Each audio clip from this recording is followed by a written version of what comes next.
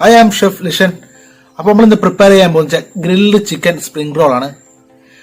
Normal spring roll നമ്മൾ fry ചെയ്താണ് എടുക്കുന്നതെങ്കിൽ ഇത് നമ്മൾ ഗ്രിൽ പാൻ യൂസ് ചെയ്തുകൊണ്ട് ഗ്രില്ല് ചെയ്താണ് നമ്മൾ എടുക്കുന്നത്. പിന്നെ നമ്മൾ സ്പ്രിംഗ് റോൾ ഷീറ്റിന് പകരം നമ്മൾ സ്വീറ്റ് ബ്രെഡ് വെച്ചാണ് നമ്മൾ ഇതിൻ്റെ ഷീറ്റ് തയ്യാറാക്കി വെക്കുന്നത്. അപ്പോൾ നമുക്ക് നേരെ സ്പ്രിംഗ് റോളിൻ്റെ പ്രിപ്പറേഷനിലോട്ട് പോകാം. പാനിലേക്ക് ഒരു 2 ടേബിൾ സ്പൂൺ അളവ് വെജിറ്റബിൾ ഓയിൽ ചേർത്ത് കൊടുക്കുന്നത്. ഓയിൽ ജസ്റ്റ് ഒന്ന് ചൂടായ ശേഷം ഇതിലേക്ക് ജിഞ്ചർ ഗാർലിക് പേസ്റ്റാണ് ചേർത്ത് കൊടുക്കുന്നത്. അതിനുശേഷം ജിഞ്ചർ ഗാർലിക് പേസ്റ്റിനൊന്ന് ജസ്റ്റ് ഒന്ന് സോട്ട് ചെയ്യുക.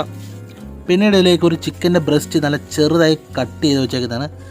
അത് ഇതിലേക്ക് ചേർത്ത് കൊടുത്ത് നല്ലപോലെ ഒന്ന് സോട്ട് ചെയ്തെടുക്കുക. നന്നായി സോട്ട് ചെയ്താൽ ചിക്കൻ നല്ലപോലെ കുക്കാകുന്നത് വരെ നല്ലപോലെ ഒന്ന് സോട്ട് ചെയ്തെടുക്കുക.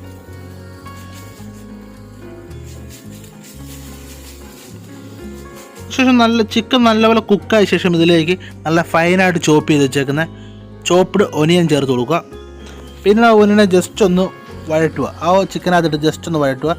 ഇതിലേക്ക് ഫൈൻ ചോപ്പ് ചെയ്തേക്കുന്ന ക്യാരറ്റ് ചേർത്ത് കൊടുക്കുക. അത് അടുത്തതായി ഇതിലേക്ക് ഫൈനായിട്ട് നമ്മൾ ചോപ്പ് ചെയ്ത് വെച്ചേക്കുന്ന ക്യാബേജും ഇതോടൊപ്പം ചേർത്ത് കൊടുക്കുകയാണ്. പിന്നീട് ഈ ക്യാരറ്റും ക്യാബേജും ഈ ഒനിയനും ഒക്കെ നല്ല ചിക്കനിൽ കിടന്ന് നല്ലപോലെ മിക്സ് ആകുന്ന രീതി കമ്പൈൻ ആകുന്ന രീതി നല്ലപോലെ ഇളക്കി ഒന്ന് മിക്സ് ചെയ്ത് കൊടുക്കുക.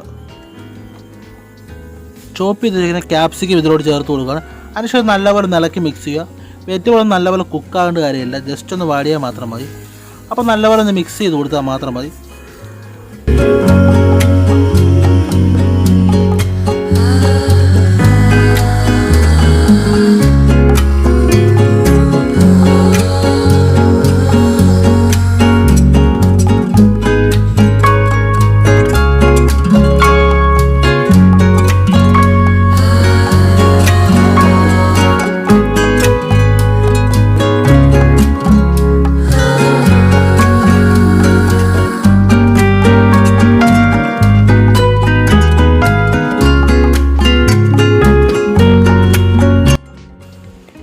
സോസ് എല്ലാം നമ്മുടെ വെജിറ്റബിൾ പിടിക്കുന്ന രീതി നല്ലപോലെ ഇളക്കി മിക്സ് ചെയ്ത് വെക്കുക.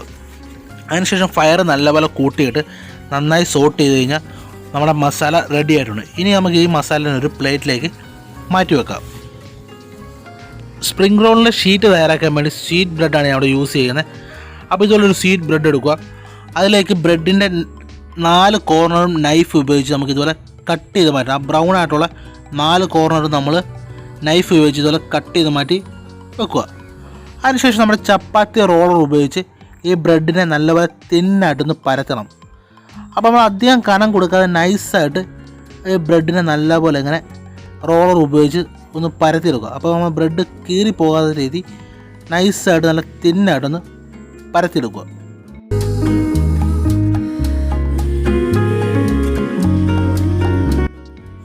ഇതാണ് നമ്മൾ പരത്തിയെടുത്തേക്കുന്ന ബ്രെഡിൻ്റെ തിക്നെസ് ഉണ്ടോ, ഇതുപോലൊരു തിക്നെസ്, ഇത്രയും കനം കുറച്ച് നമ്മൾ നല്ലപോലെ പരത്തിയെടുക്കുക. ഈ ഒരു കനം കുറവ് ഈ ഒരു ടെക്സ്ചറിൽ പരത്തിയെടുക്കുക. അതിനുശേഷം ബ്രെഡിൻ്റെ 4 കോർണറിലും ഇതുപോലെ വെള്ളം നല്ലപോലെ ഇതുപോലെ അപ്ലൈ ചെയ്ത് കൊടുക്കുക. ഇതെന്തെന്ന് വെച്ചാൽ സ്പ്രിംഗ് റോൾ മടക്കുമ്പോൾ അത് ഒട്ടാൻ വേണ്ടിയാണ് നമ്മളിതുപോലെ വെള്ളം കൊടുക്കുന്നത്. അതിലേക്ക് സ്പ്രിംഗ് റോളിന് നമ്മൾ ഉണ്ടാക്കി വെച്ചിരിക്കുന്ന മസാല നമ്മുടെ ബ്രെഡിലേക്ക് വെച്ച് കൊടുക്കുക. അതിനുശേഷം നല്ലപോലെ ഇത് റോൾ ചെയ്തെടുക്കുക. അപ്പോൾ ബ്രെഡ് പൊട്ടാതെ നല്ല രീതിയിലൊന്ന് റോൾ ചെയ്തെടുക്കുക. കണ്ടോ, ഈ ഒരു ഷേപ്പിൽ ഇതുപോലെ കിടലിനായിട്ടൊന്ന് റോൾ ചെയ്ത് എടുക്കണം.